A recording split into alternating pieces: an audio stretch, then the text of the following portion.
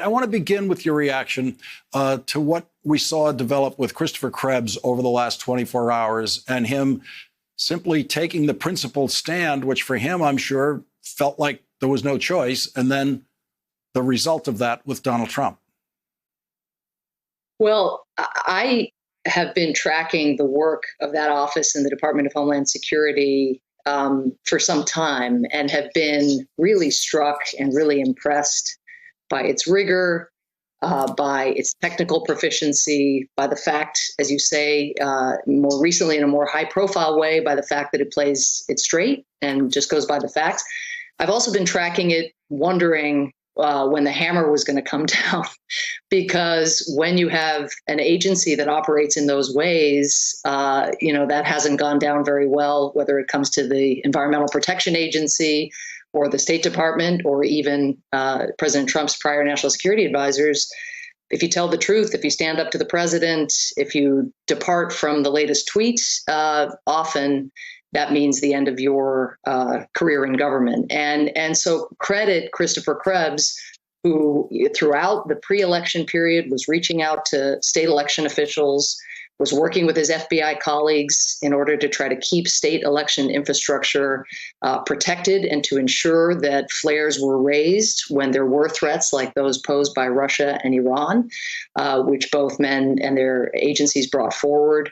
And then when the disinformation started, whether by foreign actors or by domestic actors, starting with the president, Christopher Krebs and his agency played it straight, just as they would have if it had been disinformation planted by some other actor. That was their job, to tell the facts as they saw them. And Krebs must have known, on the basis of the treatment of his administration colleagues in other areas that I've mentioned, that this was ultimately at some point going to mean his career.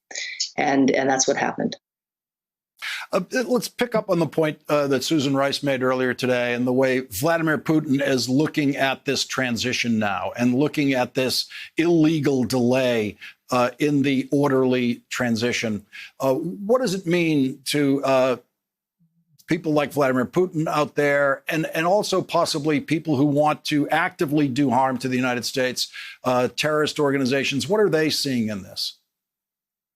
Well, I mean, this actually brings your two questions together, right? Because Krebs, the FBI, state election officials did such important work, such difficult work, keeping the election safe, protecting the vote, ensuring that foreign interference didn't mar the results. But let's bear in mind what Vladimir Putin was up to back in 2016 when he staged his massive foreign interference effort.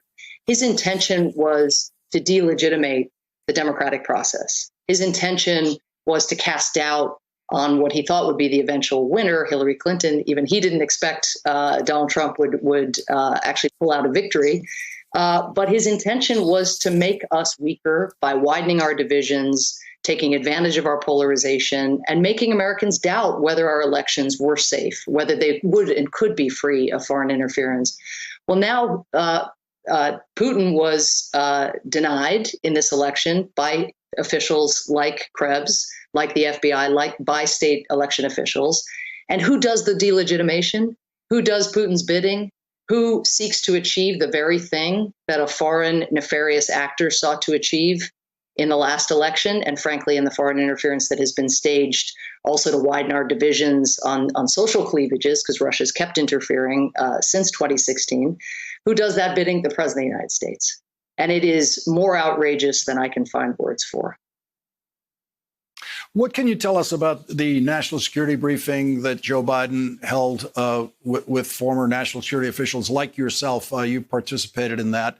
I know that the discussion was closed to reporters, but how does it approximate, in your experience, the needs of a transition? Well, first, it was just so refreshing to be in the presence of the president-elect with his vision for foreign policy, his deep curiosity about events happening beyond our borders as they relate to the welfare of the American people, first and foremost, his dedication to thinking through how to recover from the pandemic, both from a public health standpoint and, of course, to deal with the economic fallout. And that's not going to be possible until the pandemic is dealt with elsewhere as well, given our trade links and our supply chains and so forth.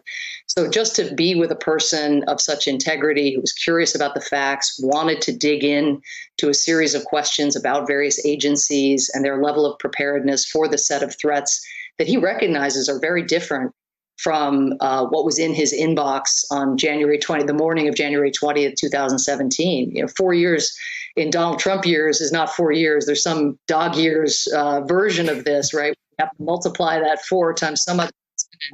And he knows that. And so I think the briefing was immensely thorough. People like Admiral McRaven, who orchestrated the bin Laden raid, Stan commanded our troops in Afghanistan, intelligence professionals. I mean, it was people that he could really engage with about what was likely to be coming down the pipeline. But it was no substitute for the kind of information that people who are currently serving in the government have uniquely. They are the people who can inform the president-elect about threat streams, about dangers to our national security, about what needs to be done to get the to as many people as we need. That's the briefing he needs.